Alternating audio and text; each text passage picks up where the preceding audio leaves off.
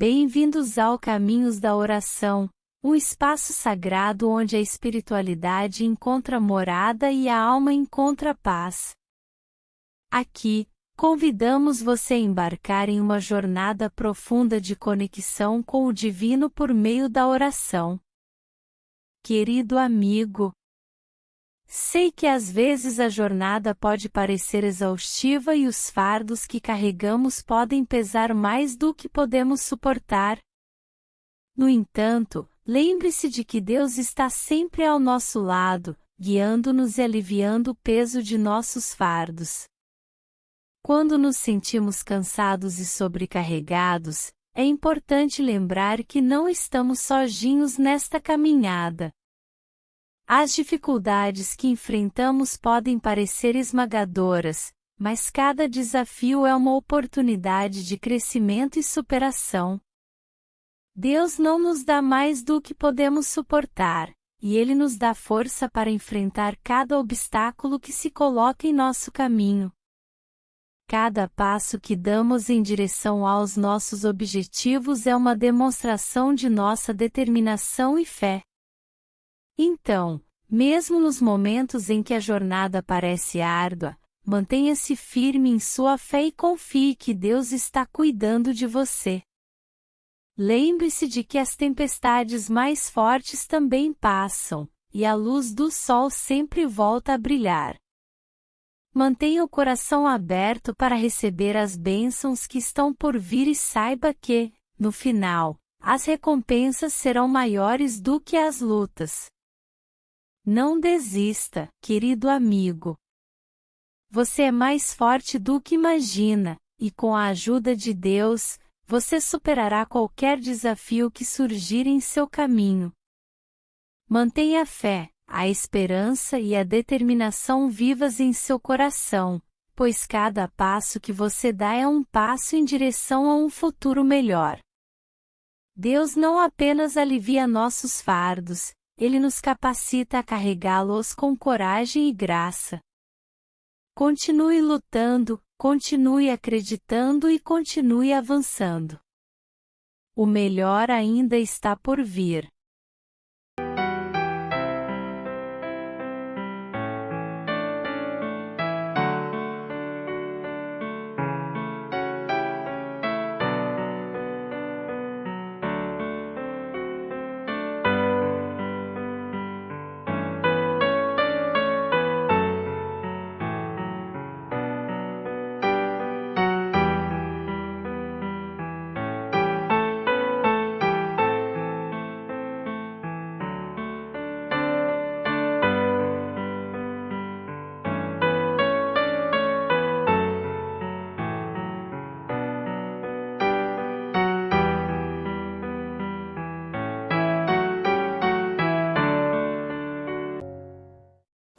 Deus não nos coloca fardos, Ele nos alivia, porque essa é uma consequência natural daquele que se empenha no processo de mudança. A gente vai ficando mais leve. Ter um coração de Jesus significa ter um coração mais leve. Ter um coração semelhante ao dele, a gente abre mão dos ódios que nos pesam, dos rancores que nos machucam, e aí a gente vai ficando, assumindo uma leveza humana que é um projeto muito interessante. Ouso dizer, é um projeto muito inteligente, que só os sábios saberão compreender. Nós não temos o direito de perder a nossa vida ao lado de pessoas, de situações que nos façam perder. Foi Ele mesmo que nos disse: de nada vale ganhar o mundo se você perder a própria vida. De nada vale ganhar o mundo se nós perdermos a própria vida. Talvez você esteja pensando, e é verdade. Em muitos momentos da sua vida você foi infeliz porque alguém negou o que você era. Não lhe deu a oportunidade de ser quem você era. Aí, minha amiga, é um desastre.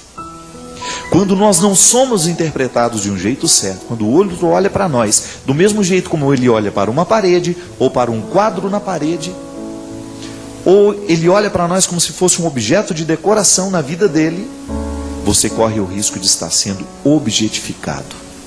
Perdeu a identidade. Deixou de ser. entrou na dimensão do fazer da maneira mais cruel que um ser humano pode entrar. E às vezes, nós vamos ficando cansados e a vida vai ficando um fardo para nós, porque nos falta essa coragem de romper com aquilo que nos faz ficar perdidos. Você é um território sagrado. Dizer que você é um filho do céu, mesmo que você já tenha errado muito na vida, mesmo que você já tenha fracassado muito, não importa. Hoje é dia de recordar que você é um território santo. E ao reconhecer que é um território santo, você tem o direito de desfazer todos os acampamentos irregulares que porventura aconteceram na sua vida. Pessoas que chegaram, estruturas, mentalidades, coisas que de repente foram tomando conta de você e que lhe transformaram num objeto, num bem de consumo. E infelizmente você acostumou a viver assim, mas sabe muito bem, lá dentro, no fundo do coração, sabe que este incômodo precisa terminar, porque a sua realização é que está em jogo. E nós não temos o direito não, gente, de brincar com a nossa realização. Nós não sabemos quanto tempo a gente tem, não é verdade? Quanto tempo nos resta para a gente ser quem a gente é? Não vamos ficar perdendo tempo com o não ser, ou com realizar o sonho do outro, porque ele me imaginou assim, assim, assado. Não. A vida é urgente e nós precisamos viver com muita disposição a oportunidade de ser hoje, aqui, neste momento. Hoje é Jesus nos dizendo isso: vinde a mim todos vós que estáis cansados.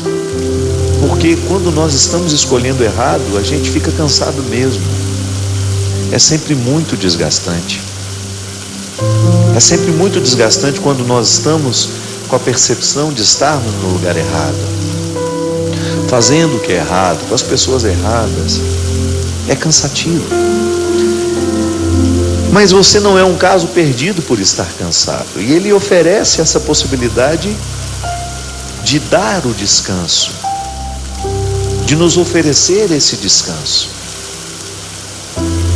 E como é que nós descansamos, minha gente? É ficando acomodados? Não. Nós podemos descansar quando, com muita consciência, com muita responsabilidade, a gente caminha na direção do contexto certo. Quando você fala: olha, a partir de hoje, tudo que está ao meu redor, todos que estão ao meu redor, precisam facilitar a minha salvação. Porque em algum momento você pode descobrir, você de repente, através desse programa, através de uma leitura que você faz, através de uma palavra, você de repente descobre que você está vivendo a condição de objeto. E que na condição de objeto nenhuma felicidade pode ser possível à vida humana. E que nós não temos o direito de objetificar ninguém, nem tampouco aceitar ser o objeto do outro. É a vida. E é tão bonito quando nós descobrimos uns com os outros, né? Nossa, desculpa, eu estou te objetificando. Eu não estou deixando o seu ser livre. Eu não estou permitindo que você seja você. E o amor nasce disso, dessa capacidade de respeitar esses limites e de compreender que o outro está em processo de transformação, não naquilo que eu quero, mas naquilo que Deus quer para ele. E nisso consiste o amor humano, em acelerar o desejo de Deus na vida daquela pessoa. Para isso nós nos amamos, não é? Aí a gente identifica, sempre olhando como a gente propõe, né?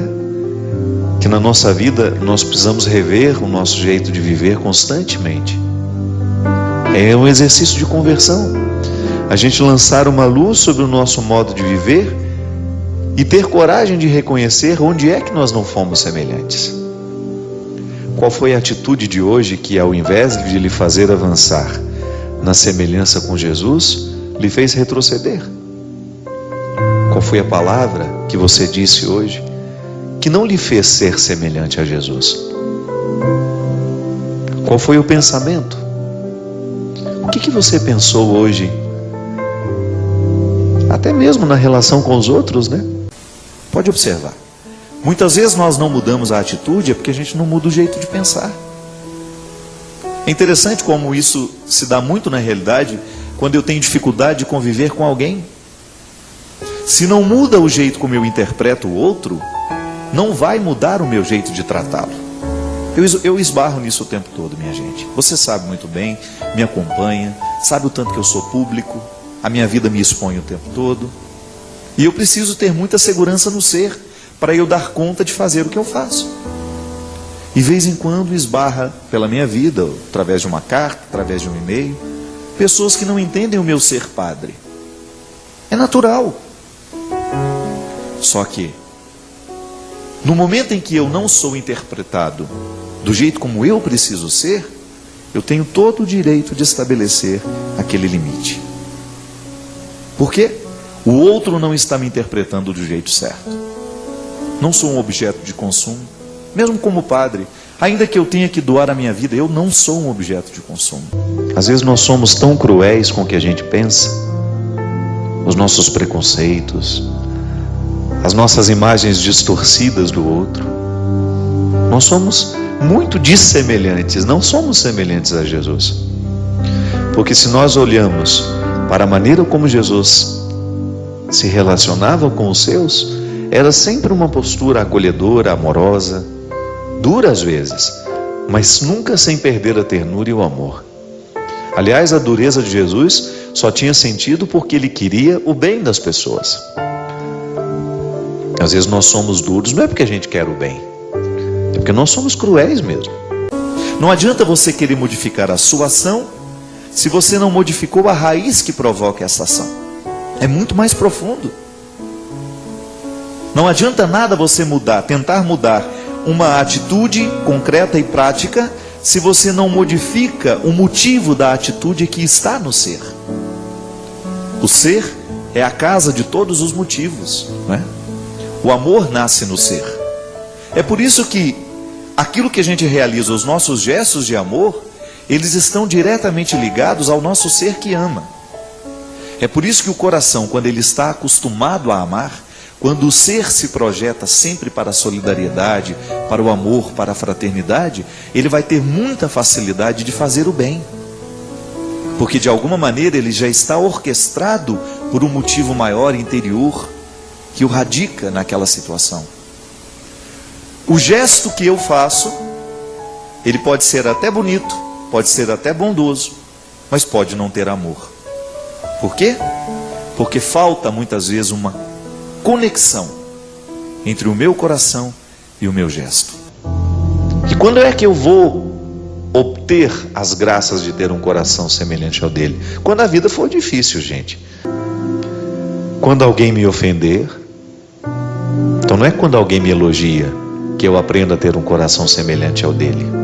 É quando alguém me ofende, quando alguém me machuca, com um gesto, com uma palavra, quando alguém me trai, quando a cruz da solidão pesa sobre mim,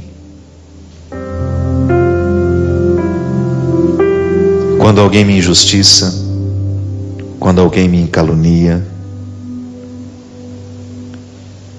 quando alguém olha, para nós, faz uma fofoca, uma calúnia, quando alguém nos desrespeita, é nessa hora que nós vamos ter a necessidade de ter um coração semelhante ao dele. Para quê? Aquilo que nos injustiça, aquela palavra que nos fere, que nos machuca, não tenha o poder de nos fazer perder a direção. E sabe que eu fico pensando que na vida nós somos muito carentes de situações que provoquem o nosso ser. Porque às vezes a gente faz tanto, a gente trabalha tanto, nós caímos numa vida de tantas atividades que a gente corre o risco de viver sem conhecer o que a gente é. Porque muitas vezes a vida prática estimula o nosso fazer e não o nosso ser. E é por isso que eu preciso ter os meus momentos de cultivar quem eu sou. É por isso que as religiões nos ensinam a meditação, o silêncio, a oração, a contemplação. Aí se você sai do campo da religião, você entra no campo da arte, por exemplo. Você vai a um espetáculo, você vai assistir uma ópera, você vai assistir um teatro, um show musical, tudo aquilo está lhe proporcionando um esquecimento do que você faz e uma recordação daquilo que você é. A boa música nos faz mergulhar no contexto do ser. E é por isso que a nossa maturidade humana depende dessas visitas que nós fazemos ao ser. Porque é no ser que a gente modifica o que faz. Por isso que é bom a gente ouvir pessoas que estejam comprometidas com o bem da gente. Ela não vai nos enganar. Por isso é bom conviver, trabalhar, dividir a nossa vida com pessoas que estejam comprometidas com o nosso bem. Porque você vai fortalecendo dentro de você essa salvação. Há muitas pessoas que estão interessadas na nossa perdição, porque não nos amam. Não estão comprometidas com a nossa verdade pessoal, não estão comprometidas com o nosso projeto de vida, nos tratam de qualquer jeito. Você não é um objeto de consumo. E muitas vezes as pessoas se aproximam de nós com um desejo tão ganancioso de serem as nossas administradoras, né? Por quê? Está te interpretando errado. Muitos casamentos dão errado por causa disso. Porque o marido interpreta a mulher como um bem de consumo. Não interpreta ela como um ser humano que tem vontades, que tem desejos, que tem sonhos. Então a atitude, muitas vezes, que cerceia, que agride, só vai ser modificada no momento em que o marido olhar para a mulher e interpretá-la de um novo jeito. Aí há liberdade. E na liberdade nós podemos ser irmãos, podemos ser amigos, podemos ser felizes, porque ninguém está impedido de ser. É por isso que Jesus fala, e ele aconselha aos seus naquela época, que a gente precisa ter um coração semelhante ao dele. Porque se a gente luta para ter esse coração semelhante ao dele, a sabedoria vai nos ajudar a discernir se o contexto está favorável para a salvação ou se o contexto está favorável para a perdição. Particulariza essa palavra hoje. Pensa o que essa palavra representa na sua história hoje. Olhe para o contexto mais íntimo da sua história hoje. Particulariza isso. Você está hoje enfrentou situações, estabeleceu vínculos hoje que favorecem o contexto da sua salvação ou favorecem o contexto da sua perdição? É possível ser muito concreto nessa reflexão. Então, antes de fazer o que Jesus faz, eu sou convidado a ser quem Ele é. Essa é a ousadia da proposta cristã, para mim, para você. E ao dizer que eu sou filho do céu, eu estou assumindo na minha vida o compromisso de ser com Jesus. E aí, naturalmente, eu vou ter os mesmos gestos que Ele tem, as mesmas atitudes. Mas a palavra primeira é ser. Eu sou cristão. E porque sou cristão, as minhas atitudes nascerão naturalmente cristãs. Naturalmente é uma palavra difícil, né? Porque nem sempre é natural o nosso gesto cristão. Mas é porque falta a conversão do ser. Que a vida cristã não é outra coisa senão você zelar diariamente pelo contexto da sua salvação. Tome posse disso. Ser salvo consiste em você zelar pelo contexto da sua salvação. Aí você olha para a vida que você vive, as pessoas que têm autoridade sobre você, influência sobre você, os livros que lê, a música que escuta, o programa que assiste, aquilo que a gente deixa guardar na cabeça e no coração. Esse é o contexto da sua salvação ou não. É o contexto também, pode ser o contexto da perdição. Não adianta. Não temos como negar. Este contexto humano é onde Deus pode agir ou ele pode ser privado de agir. Mas ao assumir este compromisso de não perder de vista o ser que você precisa, viver e experimentar o tempo todo e mergulhar, quando olhamos para Jesus, nós descobrimos quem nós devemos ser, como devemos pensar. Só que aí Paulo dizia, para que a gente tenha atitudes de Jesus, nós precisamos ser como Ele. Aí o que ele fala?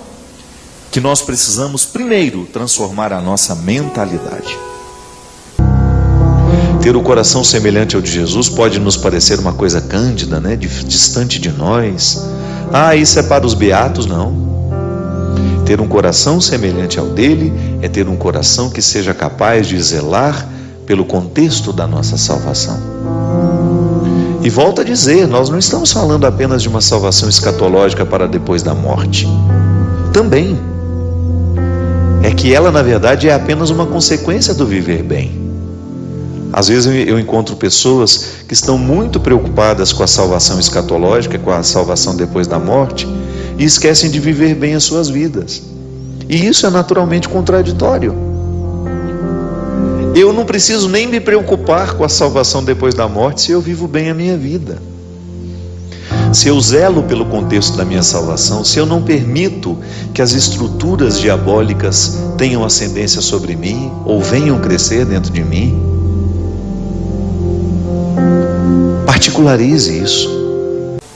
Quando eu asseguro que o meu ser está mergulhado num processo de transformação, de conversão, se eu estou vivendo a dinâmica desse batismo, é natural que eu ame, é natural que eu queira o bem, é natural que eu não semeie discórdias, é natural que eu saiba controlar as minhas vaidades, é natural que eu saiba controlar os meus orgulhos, é natural que eu não queira mentir, porque o ser está conectado em Jesus e sabe muito bem que viver a dinâmica de Jesus é justamente negar tudo isso, é não querer isso como parte, é não querer fazer parte dessas misérias todas, não é?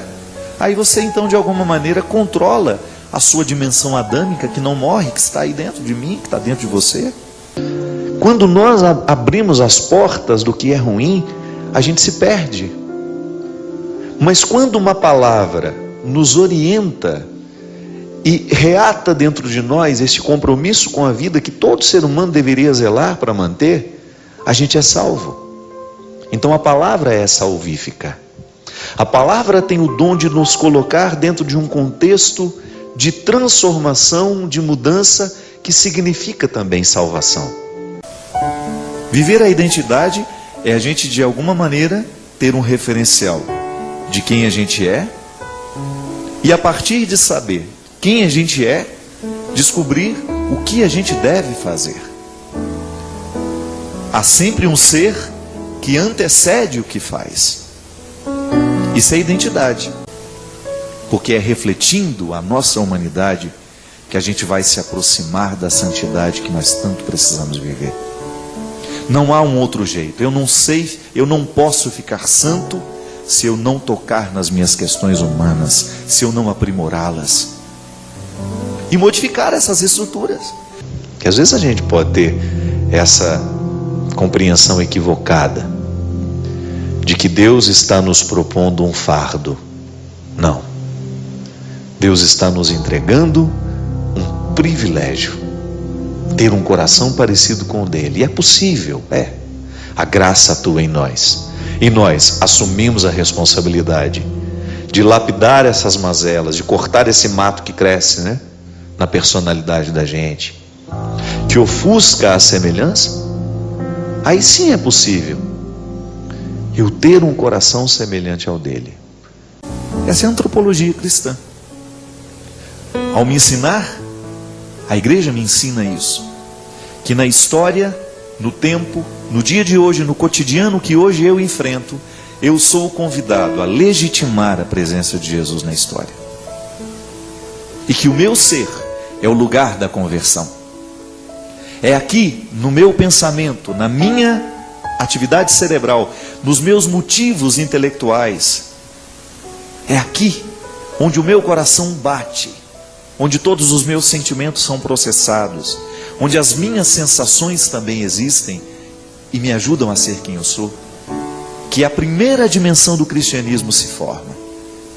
É a formatação cristã, poderíamos usar um termo moderno, né? Quando você formata o seu computador, o que você faz? Você o transforma, você o retira, você limpa tudo aquilo que estava lá e você o projeta para um novo tempo. É o que o batismo faz com a gente. Ele nos retira de uma condição antiga e nos formata para uma vida nova. Então Então, a partir do meu batismo, eu estou mergulhado neste novo jeito de ser de Jesus.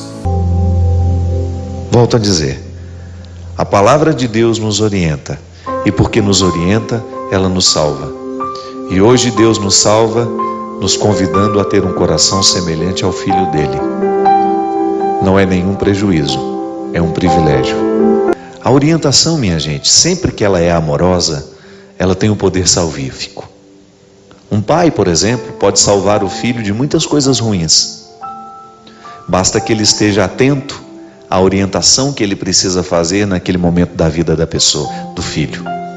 Seja ela uma criança, seja ela uma adolescente, seja essa pessoa já um jovem ou até mesmo um adulto. A palavra salva, porque ela orienta. Ela tem o dom de reorientar o caminho. Um pouco antes aqui em Mateus 5, Jesus fala das bem-aventuranças, né? Bem-aventurados. A expressão bem-aventurados também pode ser traduzida como felizes. E ainda pode ser compreendida como bem encaminhado. Então a palavra de Deus tem o poder de nos salvar porque ela nos orienta. Por isso ela é palavra de salvação. Eu sou salvo toda vez que sou orientado a agir de um jeito certo. Toda vez que eu tenho condições de escolher melhor, eu estou sendo salvo. Quando a palavra nos orienta, minha gente, ela cria dentro de nós um contexto de redução da ação do que é maligno em nós. E o que nos salva são as mudanças que nos tornam melhores. Eu, quando lhe quero bem, eu estou lhe proporcionando ser quem você é e, ao mesmo tempo, ajudando a retirar os excessos que prejudicam o seu ser. Pedindo a Deus que nos conceda a graça de ter um coração semelhante ao seu Filho. E esse é o nosso propósito, diariamente.